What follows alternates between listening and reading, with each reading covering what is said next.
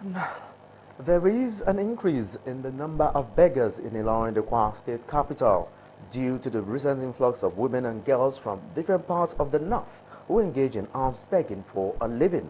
Iyabode Olorunsola has an intriguing story of the activities of these women and the young girls, highlighting the consequences for a Nigerian society like Kwara. This is Gambari area in Ilorin, the capital of Kwara State in Nigeria. It harbors the largest population of women and girls who are engaged in alms begging for a living. Although there is no documented statistics, this large population of women obviously depicts that they are the vulnerable ones. And this is what started my Vogue story. My first visit to the area established a confidence that allowed them to talk to me. I discovered they are women, largely from the northern part of the country. Trouble is that we have plenty children and family. There is no food to feed them. Because of God, if you have work to give us, we are ready. I didn't go to school because there is no school fees. I want to go to school. Our major troubles is that our spouses do not have a means to cater for us. Our children cannot go to school because we don't have money.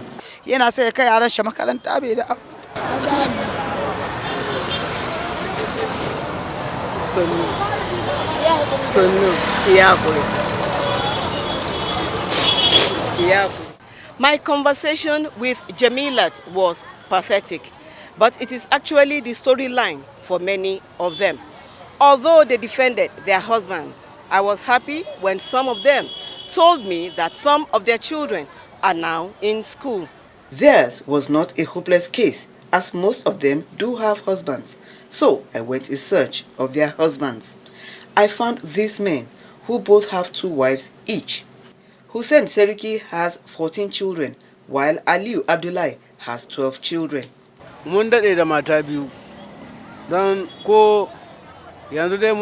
have 2 wives and I have been married for 45 years with my first wife and 40 years with my second wife.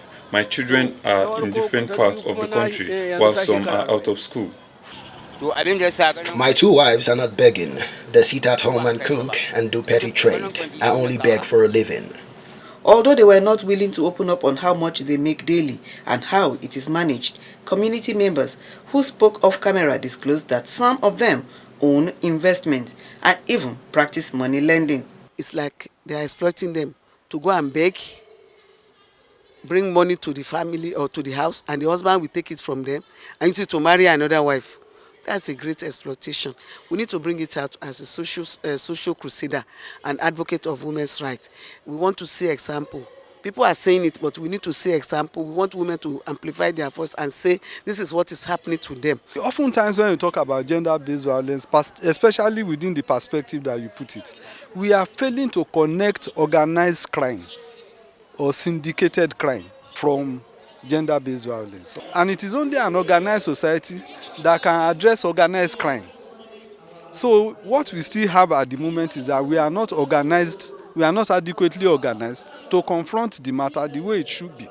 So how do we solve this problem? People are using them for economic gains, and one of the provision of VAB is prohibiting economic independence and abuse of economic abuse. So if a person depends on another person, extorting that person for economic benefit is an abuse and is punishable under the law. Government, no doubt, is aware of this problem. We are addressing it as expected. We are using various policies to make sure we address this. In fact, the Ministry of Social Development and my ministry have been partnering on ensuring that we take most of them off the streets. All respondents agree on increased sensitization and the bravery to speak out as a major step out of losing more women to alms begging. Iyabode Olorunsola, NTA News.